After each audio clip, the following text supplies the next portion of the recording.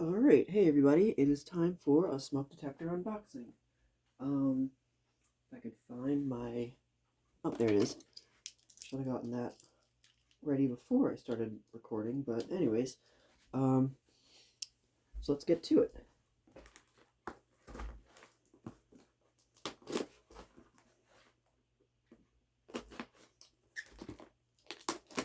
It's kind of an odd packaging.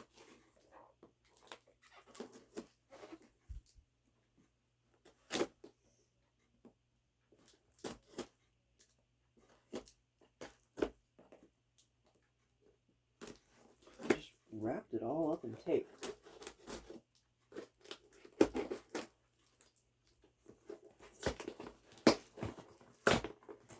Oh, okay, I see. I think I see what they did. It's kind of weird. I need to get...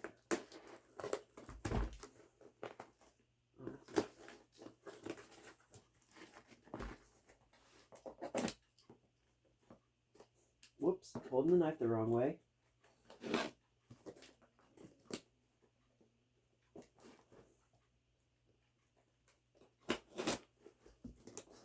There we go. This isn't really a box, this is more like a packaging. Oh good, they wrapped it in a protective wrap. This stuff gets everywhere. Alright, and there's the box. Totally blank, nondescript box. So this was evidently, most likely, a contractor model. Let's open it up and see what we got inside.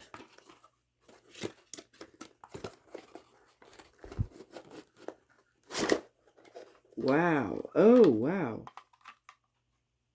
There it is. This is the FireX model FXC. And you can see it has a line cord. That's interesting. Now, I actually have mentioned this model before in my video of the FXW-1. When I showed the manual, they actually mentioned this model in the manual, and then I did not know that these existed. That was actually the first evidence I had found that they existed, I think. But yeah, so a bunch of these showed up on eBay, and a bunch of collectors bought them up like instantly, and I was thankfully one of them. I just had to have one. So, let's see what else is in the box here. Manual. I think it's about, it looks the same as the one that came with the FXB. I'm not quite remembering entirely, but I think this was the same exact design, or yeah, the same exact like art style. And the only thing that's still in here is the mounting hardware. So it also came with like this holder in the box of some sort, so that's kind of interesting. But yeah, the box is completely blank, so this is probably a contractor model. Now, a couple of things. Let me take you guys down here. So as you can see, this one, it's pretty much the same as like a regular hardwired FireX, I believe. It does have the tiered button, which is interesting, and that is, the earlier ones used the tiered button, as we have found, because I actually have one right here. This is my FireX FX-1014 from, this one's a little bit earlier. It has the green lettering, and it also has the tiered button, as you can see, as opposed to the ones that we are most known for having is the dome button. The later ones typically had these. And then they also used this in the later FX-1218, in the later FXW-1As. So, back to this one. Now, you can see the horn right there. It's got the Kobishi CLB-26 mechanical vibratory horn, the same as the other ones. And so it'll make the loud noise. And the sensor right there, which surprisingly, this one's sensor does not look all rusted. These sensors were known for, like, getting really rusty almost instantly. Like, that one's not too bad. The FX-1020 I have is pretty bad. That one's downstairs. But, yeah, so let's look at the back here. It does have a mounting bracket. Get it off, and wow, the bracket came off pretty easily. The bracket on my FX B was really hard to get off. But you can see, look at that logo. That's right, this one has the old FireX logo, which should look familiar to you because my FXB right here has that same logo. It's the original FireX logo from, I believe, the late 70s. So this one is a very early one. Issue number 4376. And this one's issue 4365. So these are very close in dates. So you got, I don't see a date code on the back here, which is kind of interesting. Model number FXC-1, made in USA. Patent pending. So this one also has patent pending.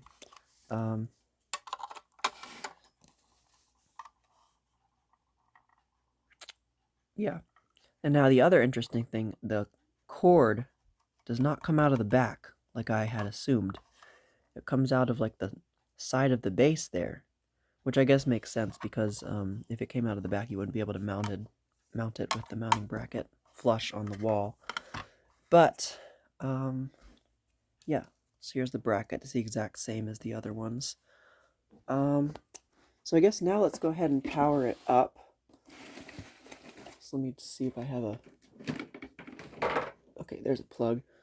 Oh, and it does have, I didn't even notice this, it does have the little retaining clip that you screw onto the mounting screw for the outlet switch or outlet cover plate to prevent it from being unplugged. So it's like a tamper resistant type thing. So I'm going to plug it in now and we're going to see what happens.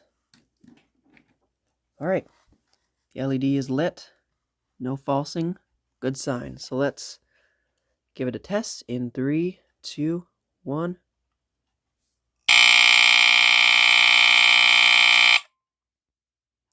Okay, it's pretty standard Kobishi CLB-26 vibratory sound.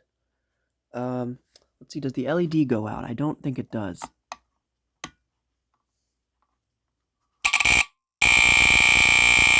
Nope, the LED does not go out. I'm still looking for one of these where the LED goes out when the alarm is sounding.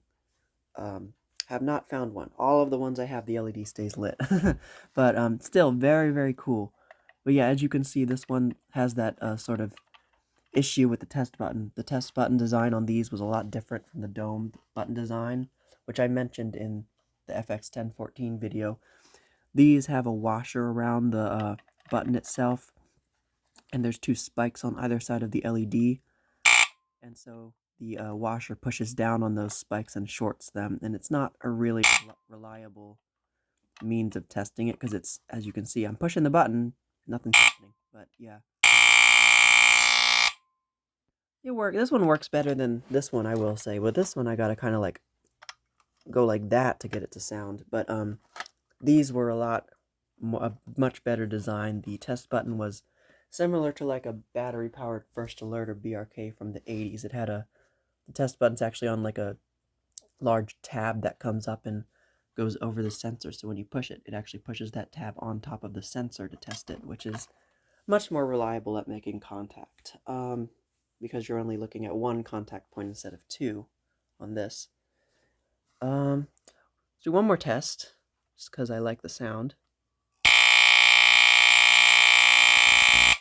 Yep, I love that sound.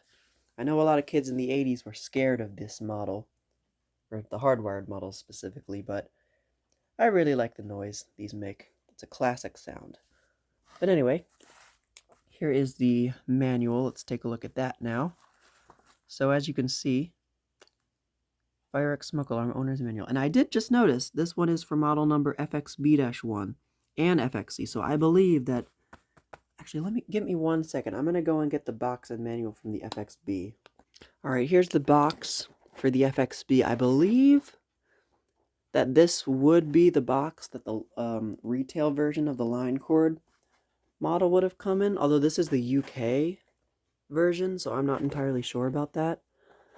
But the manual is different. In this one, it's printed in color, which I guess makes sense because this is a retail model and this one's a contractor model. But This one also says FXB and FXC.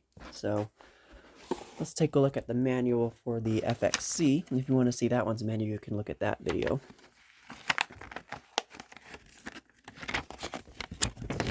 Oh, and it is different. It's not a book. This one's a booklet, and this one's a fold-out pamphlet. Okay, so it is a lot different. Yeah. Okay. Already saw that page. Let's see. Is that the front? No. This is the front. Here we go. If you want to pause, of course, you can just, or if you want to read it, you can just pause, of course.